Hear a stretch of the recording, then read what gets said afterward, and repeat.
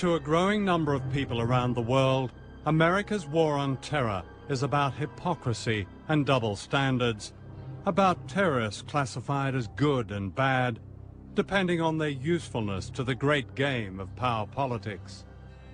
For years, Osama bin Laden was not only regarded in Washington and London as a good terrorist, he was virtually our creation.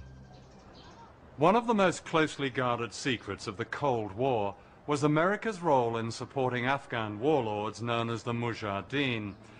The official story is that America backed these fundamentalists in response to the Soviet invasion of Afghanistan in December 1979. But that's not true.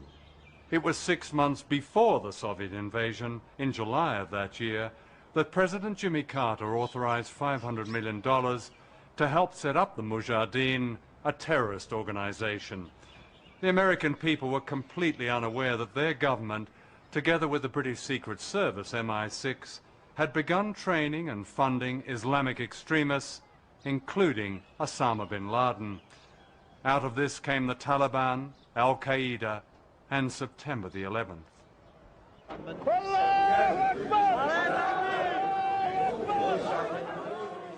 Soon after the Taliban came to power in 1996, the administration of Bill Clinton backed a secret plan for a pipeline through Afghanistan from Central Asia, which has vast reserves of oil and gas.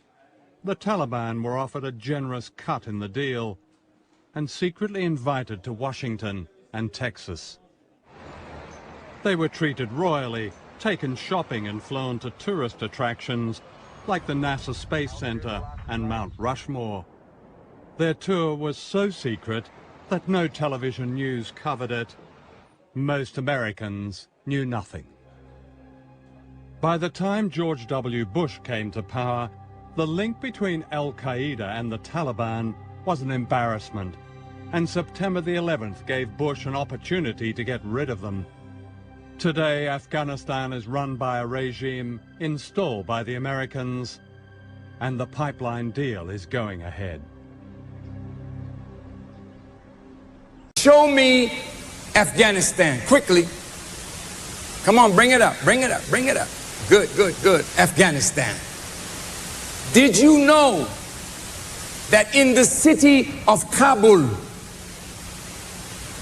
20-some years ago, the Muslims, women, they were in government, they were in school, they were in medicine, but something was wrong with Afghanistan. You know what was wrong? The government in Kabul leaned more toward the Soviet Union. They were Muslims, but they had a socialist leaning. America didn't like that.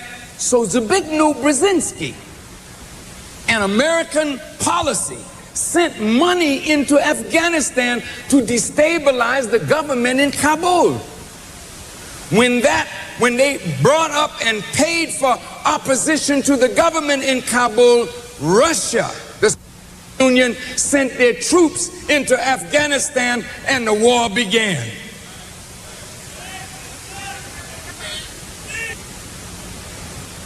When the war started, Osama bin Laden was in Arabia growing up. He loves Islam. He loves Muslims. He sees the Soviet Union taking over Afghanistan. Now there's war in Afghanistan to get the Soviet Union out. America says, we're going to back those Muslim mujahideen.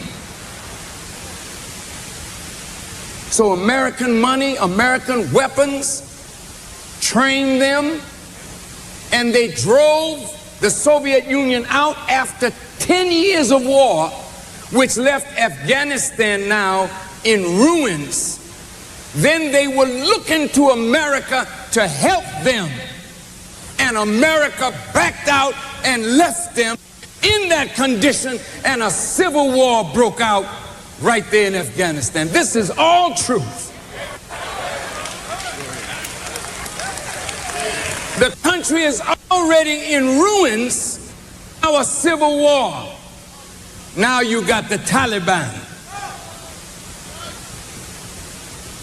So the Taliban comes to power. They want a pure Islamic state, whatever that is, which we're all searching, to find out what that is. And everybody's trying to represent what that is. And I think some of them mean well, but boy, I wouldn't want to live in no state like that. And I'm a Muslim. I think my wife would kill me if I put her in a burqa, put a tent on her and said, come on, you walk behind me, cover your face. I don't want to see nothing. And some of you think that that's Islam. If the prophet could come back today, he might put you over his knee and beat you for putting women under that kind of tyranny and calling it Islam.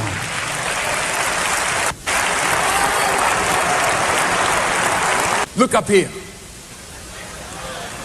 All of this, Kazakhstan, Uzbekistan, this is oil.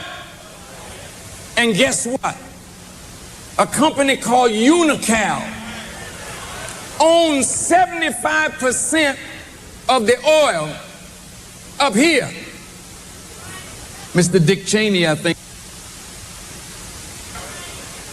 And what they wanted was a pipeline to come down through Afghanistan into Pakistan, into the Arabian Sea, the Indian Ocean, as an outlet for the oil of that area.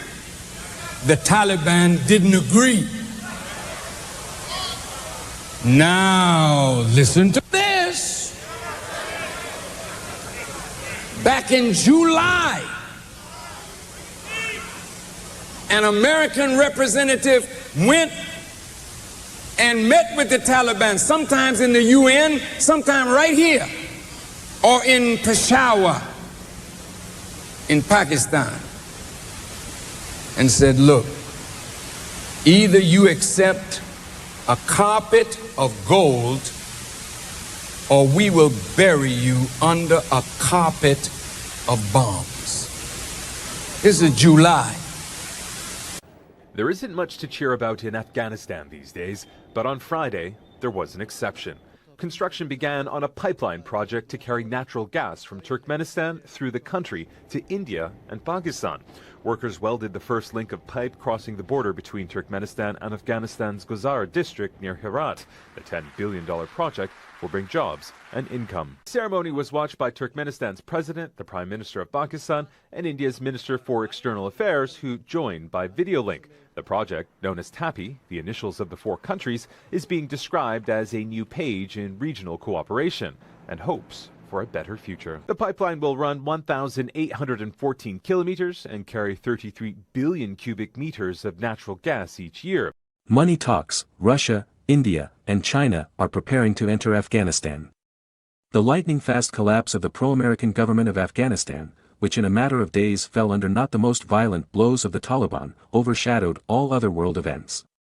And no wonder, after all, this is the most grandiose military and foreign policy fiasco of the United States since the end of the Vietnam War. The failure of the world hegemon was so deafening that the EU High Representative for Foreign Affairs and Security Policy Josep Borrell at an unscheduled meeting of the European Parliament Committees on Foreign Affairs called to prevent Russia and China from taking control of the country and becoming sponsors of Kabul. The concern of the collective West is understandable since there are already interested players lining up along the perimeter of Afghanistan who can offer it much more than military occupation and control through a puppet government. And it's not just about Moscow and Beijing. Afghanistan is extremely rich in minerals. There are nearly 1,500 deposits, including oil, gas, coal, copper, iron, precious and semi-precious stones. The permanent state of war makes it extremely difficult to explore and clarify the available reserves, but even what the British, Soviet, and American geologists manage to reconnoiter in turn hints, the power that can stop the endless flywheel of war and organize some semblance of peace, security, and stability will simply swim in money. The economic theory claims that energy is always the basis of state development in the modern world, and the Taliban, they show a pearl of certain political wisdom, have every chance to go down in history as reformers who pulled Afghanistan out of the Middle Ages. Let us briefly consider what Kabul has as a strategic reserve. First, there is a huge Hajigak iron ore deposit in Afghanistan. Its main feature is that the ore lies very close to the surface, which allows it to be mined openly, simply with the help of excavators. At the same time, in the neighboring areas of Shabashak and Dar el-Suf there are industrial deposits of coking coal, that is, nature itself has created ideal conditions for the development of metallurgy. This combination of conditions was simply doomed to attract the attention of India, which approved a state program to conquer the world's steel market. Delhi is very serious about becoming the world's premier home. Therefore, back in 2016, India, Iran, and Afghanistan signed a trilateral agreement, under which Delhi invested in the modernization of the Iranian port of Chabahar, and Tehran built a direct railway line that reached Herat from the northwestern border. India needs Afghan ore and coal so much that it is ready to invest $10 billion in the construction of a mine and a direct railway to Chabahar.